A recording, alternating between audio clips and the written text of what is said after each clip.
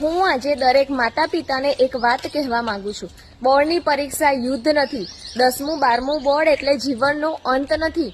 પણ તમે જે દબાણ કરો છો એ બાળક માટે શ્વાસ ઘૂંટાવતું બોજ છે. બાળક માટે 90% લાવજે, પાડોશીના છોકરા જેટલા માર્ક્સ લાવજે, અમારી ઇજ્જત તારા હાથમાં છે.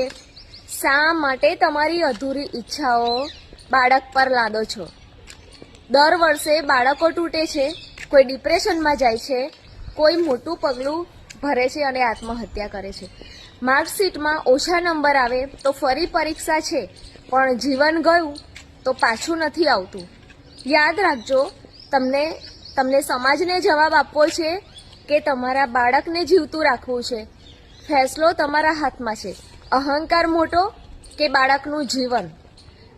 વર્ષે હજારો વિદ્યાર્થીઓ માર્ક્સની બીકથી, માતા પિતાની અપેક્ષાના ભારથી અંદરથી તૂટી જાય છે.